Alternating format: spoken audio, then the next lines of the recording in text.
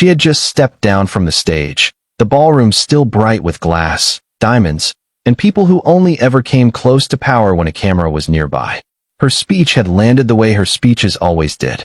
Clean. Sharp. No wasted words. Applause rolled through the room. Donors moved in.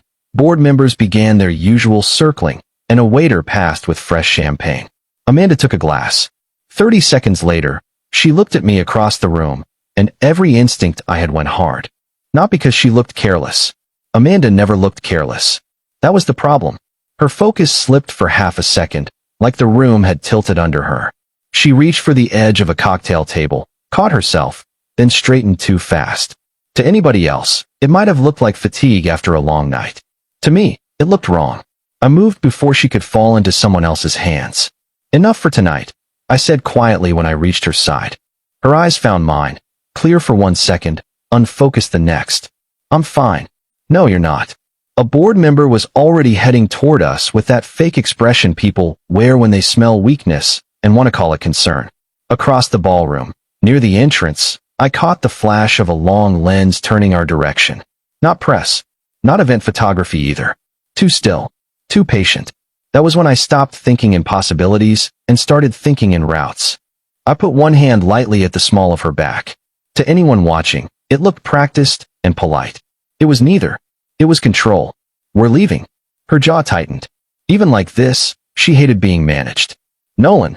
Now. Something in my voice got through. She gave the smallest nod. I guided her past donors, past the glass staircase, past 2 senior vice presidents pretending not to watch us. One of them, Martin Kessler, lifted his phone a little too slowly after seeing me move her out. Not texting. Signaling. I filed that away. The private corridor behind the ballroom was empty except for one security guard who knew better than to ask questions when I used that face. The elevator opened on my badge. Amanda leaned against the mirrored wall the second the doors closed. What was in that glass? I asked. She blinked hard. I had one sip. That wasn't my question. Her breathing had gone uneven, not panicked, just wrong. Controlled on the surface, unstable underneath. She looked furious that her own body wasn't listening. I don't know, she said. I believed her. When the elevator opened to the garage level, my driver was already moving the car into position. Then I saw the black SUV idling 3 rows over with no lights on, and 2 men inside pretending to look anywhere else. Maybe media. Maybe worse. Either way, I wasn't taking her home. Change, I told the driver. Tower. He looked back once in surprise, then nodded. Amanda turned her head toward me. No staff floor. Exactly. The ride across the river took 11 minutes. Chicago glittered outside the windows like nothing bad ever happened in expensive parts of the city. Inside the car, Amanda sat rigid beside me, one hand pressed against the leather seat, breathing through whatever had been slipped into her system. Twice she tried to pull her phone out. Twice I took it from her and put it back in my pocket. You're making enemies tonight, she murmured. I'm narrowing the list. That almost got a smile out of her. Almost. McBeal Biodyne's research tower rose over the river in dark glass and steel, mostly empty at that hour except for restricted labs and overnight operations. I bypassed the main lobby, took her through the service entrance, and brought her to level 38, an executive operations floor that officially existed for crisis management and unofficially existed because I trusted almost no one. The doors sealed behind us. Only then did I let myself breathe. We were safe for now, but the real fight was just beginning. If you're enjoying the tension, please like and subscribe. I got her into the private conference suite, killed the overhead lights, pulled emergency med supplies from the wall cabinet, and called in one physician from our internal clinical unit who owed loyalty to Amanda, not the board. No names over open channels. No digital trail beyond what I could scrub later. While we waited, I loosened her heels, set water beside her, and checked her pupils with the small penlight I kept in my pocket. She slapped my hand away on reflex. Still difficult, I said. Still arrogant, she muttered. Better. If she could argue, she was still with me. The physician arrived in 12 minutes, ran a quiet exam, drew blood, and gave me the kind of look doctors reserve for people they trust with ugly truths. Something was used, she said. Not enough to put her down. Enough to impair judgment, balance, speech. In public, it would have looked very bad. That had always been the point. After Amanda drifted into a shallow, restless sleep on the sweet sofa, I walked into the operations room next door and woke every system on the wall. Event cameras, access logs, staff movement, catering records, elevator histories, parking data, deleted message recovery. At 1:14 a.m., I found the first crack. Ballroom West Service Station. Camera 12. Amanda's champagne glass waiting on a silver tray for exactly 4 seconds before Martin Kessler stepped into frame, blocked the view with his body, and moved away with the wrong hand empty. I froze the frame, zoomed in, and felt my entire night turn cold. Because Martin Kessler wasn't acting alone. At the edge of the shot, just beyond him, stood Adrian Parker, Chief Financial Officer, watching the room like a man timing a market move. And suddenly the charity event, the cameras, the board vote in the morning, all of it lined up into one clean shape. This was never about embarrassing her. This was a removal. She woke up angry, which was how I knew she was really back. Not fully. Her voice still had that slight delay behind it, and when she pushed herself up from the sofa in the executive suite, she had to stop halfway and steady herself with one hand against the cushion. But the look in her eyes was clear now, cold and sharp, and already looking for the nearest weak point to break. How bad? She asked. I was at the operations table with 3 screens open and a legal pad full of times, names, and movements from the event. I turned one monitor toward her, but stayed where I was. Bad enough that somebody planned it, I said. Not bad enough that they finished the job. Her mouth tightened at that. Show me. Most people said that, and meant tell me something comforting first. Amanda meant exactly what she said. So I did. I showed her Martin Kessler stepping into frame near the champagne station. I showed her the moment his body blocked the tray from camera 12. Then I froze the next angle from camera 14, where his hand came away just a fraction too carefully. Not obvious to anyone who did not know what they were looking for. Obvious to me. Obvious to her. Amanda stared at the screen for 3 seconds without blinking. Martin is sloppy under pressure, she said quietly. He always has been. He over-explains when he lies. He wasn't the only one there. I tapped a key and brought up the wider shot. Adrian Parker stood near the donor wall, half-turned, watching the room instead of participating in it. That got a reaction. Not dramatic. Just stillness. With Amanda, that was worse. Of course, she said. I looked back at her. You already had a theory. I had a board vote in 8 hours, a blocked acquisition, and 2 men who have been smiling too carefully at me for 3 weeks. She stood too fast. I was beside her before she lost balance. I said I'm fine. You're vertical. That's not the same thing. For a second we were too close, my hand around her forearm, her breath still uneven from whatever had been slipped into her drink. The room went very quiet. It had been like this with us for months, maybe longer. Too many late nights. Too many private elevators. Too many moments where one of us should have stepped back and neither did. Then she looked down at my hand. I let go first. Tell me the rest, she said. I walked her through it piece by piece.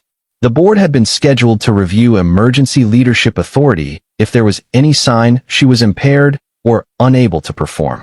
The language had existed for years, buried in governance rules no one expected to use. Adrian had pushed to update it last quarter. Martin had handled event operations tonight. There were 2 freelance photographers on the guest perimeter who were not on the approved vendor list. One black SUV had tailed us out of the venue garage before dropping off when I switched routes. Amanda listened without interrupting, one hand braced on the back of a chair. So this wasn't about embarrassment, she said. It was about temporary removal. Yes. Temporary becomes permanent once the vote shifts. Yes. Her gaze lifted to mine. And you knew not to take me home. I knew home was the first place they'd expect. That landed harder than I meant it to. Something changed in her expression then. Not softness. Amanda McBeal did not do softness when the building was on fire. But something more personal. More direct. How long? She asked. Have you been building backup routes around me that I don't know about? I should have lied. Instead, I told the truth. Since your first 6 months as CEO, I've been protecting her since day one, even when she didn't know it. Would you stay that loyal to someone who didn't even notice your help? Let me know in the comments. She gave one short breath that might have been disbelief. That long. You run a company full of brilliant people and half of them want your chair. I prefer preparation. No, she said, still watching me. You prefer me still standing. That one got through my control in a way I did not like. Before I could answer, a warning banner flashed red across the center monitor. Remote access conflict. Archive index modified. I crossed the room in 2 steps and started pulling up the audit trail. Someone was inside the security system right now, not live camera access, but archive management. They were scrubbing. Fast. Amanda moved to my side. Can you stop it? I can slow it down. I opened the mirrored storage map and felt my pulse kick higher. They're not going after the event server. They're going after the backup index. Meaning this was planned well enough to account for me. That made both of us go silent. I split the screens and started isolating copies before the deletion cascade spread.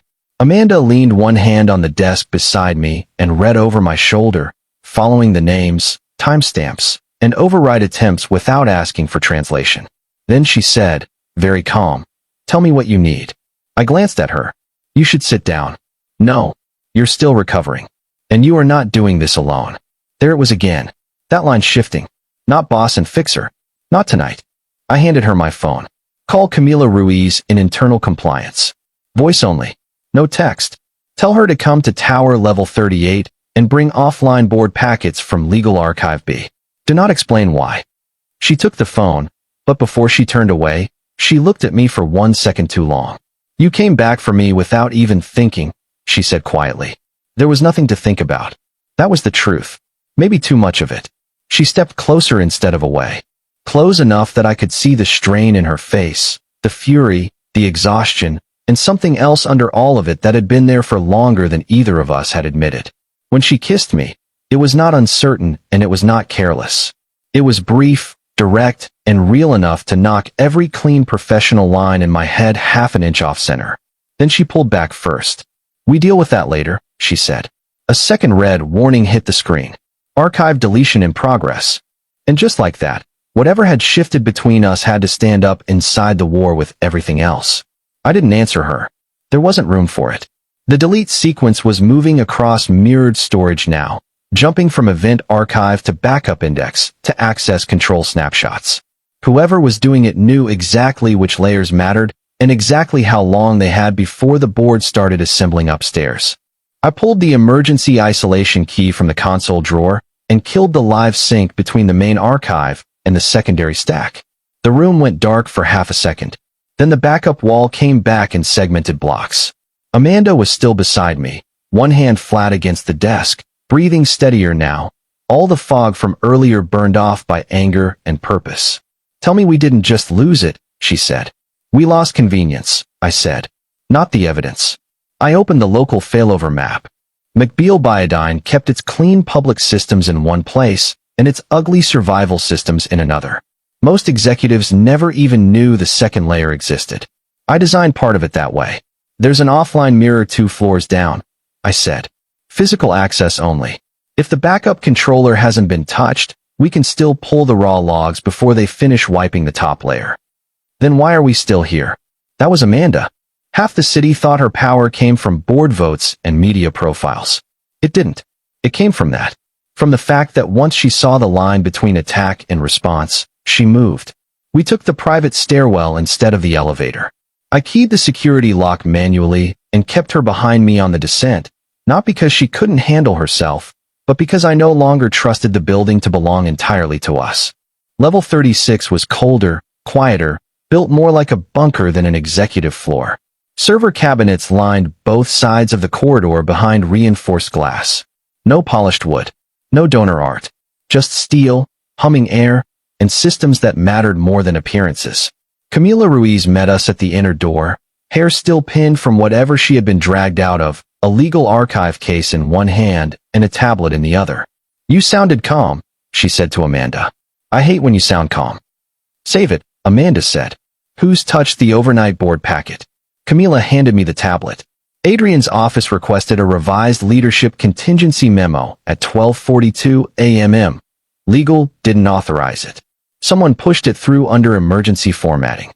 "Of course they did," I said. I opened the vault cabinet and slid out the offline control unit. Manual boots took longer, but they left fingerprints. Real ones. Badge hits, door access, system overrides, internal routing, Everything the polished version of the company preferred not to advertise. While the drives initialized, Amanda stood across from me under the hard white lights, not looking like a woman recovering from a setup, looking like a commander deciding where to strike back. "You built this too," she said. "I built options." For me. I met her eyes. For the company. She gave me a look that made it clear she knew exactly when I was hiding behind wording. The first files populated. Event service access. Catering corridor cameras. Door logs from Ballroom West. I ran the timeline against the guest movement map and got the clean hit almost immediately. Martin Kessler accessed the service prep room 6 minutes before Amanda's speech using a facilities badge that should never have been in his possession. Camila leaned in. "That badge belongs to Megan Nicholson in Event Logistics." "Where is she?" Amanda asked. Camila checked her tablet. Not answering. Phone inactive since 11:18. I kept moving. The second pull gave us internal messages recovered from the deleted queue. Most were fragmented, but one survived in full because the sender had routed it through finance retention before deleting the visible thread. From Adrian Parker to Martin Kessler. "She only needs to look unstable for 10 minutes. The rest will take care of itself." The room went silent. Camila was the first to speak. "That's enough to bury them.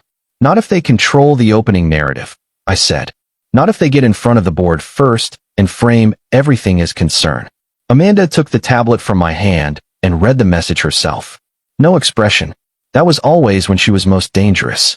"Print everything," she said to Camila. "Hard copies only. 3 sets." Camila nodded and moved. I kept pulling. Access logs. Vehicle records. A request to add 2 outside photographers to perimeter clearance under a false vendor tag. A garage camera clip showing the black SUV entering through executive service lanes. Then the final piece, an audio note attached to Adrian's contingency memo, meant for Martin, not the board. He sounds impatient in it. Annoyed. Certain. If she stumbles, we move before noon. Once McBeal is out, the Helix acquisition clears, and we hold the vote under interim authority. There it was. Motive, timing, plan. Not rumor. Not theory. Structure. Amanda set the tablet down very carefully. "They were ready to take my company while I was still in the room," she said. "They thought they were taking your company because you were in the room," I said. Her eyes lifted to mine, and for a second everything else dropped away. The towers, the board, the screens, the years of distance dressed up as professionalism. "They were wrong," she said. "Yes." Camila came back with the printed packets clipped and sealed. Board assistants are already arriving upstairs. Adrian's in conference prep. Martin's with him. I checked the time. Not much left. This was the moment where I should have done what I had always done. Put the evidence in her hands, shape the room from outside, stay invisible while she won in public. Amanda must have seen that calculation on my face. "No," she said. I looked at her. "You don't know what I was about to say?" "I do." She stepped closer, voice low and absolute. "You are not disappearing behind me this time." Camila had the good sense to look away. "This will get ugly," I said. "It already is. If I stand beside you in there, there's no putting distance back." Her expression changed then. Not softer. Just true. "I'm not asking for distance back." That landed deeper than the kiss had. I took one of the evidence packets, slipped the drive into my inside pocket, and finally stopped pretending my job ended at the edge of her shadow. "Then we do it together," I said. Amanda nodded once, the way she did when a decision became final. We left level 36 side by side, carrying enough proof to break 2 careers and stop a takeover in the same hour. And by the time the elevator started rising toward the boardroom, we both knew the next doors were going to open into a fight neither of us planned to lose. By the time we reached the boardroom, Adrian Parker had already started without her. That told me everything. The long glass wall overlooking the river was still dark with early morning, Chicago just starting to turn gray beyond it. Around the table sat 9 board members, 2 legal advisors, Martin Kessler, Adrian, and 3 assistants pretending not to look nervous. On the main display was a still image from the charity event. Amanda, slightly off balance, turning away from the cameras, cropped tight enough to suggest whatever story they wanted. Adrian looked up first. He had the expression of a man performing concern for people rich enough to mistake it for leadership. "Amanda," he said carefully, "we were just discussing whether this meeting should be postponed." Amanda walked in like she owned the floor, the walls, and the air in the room. Which she did. No, she said. You were discussing whether I could be removed before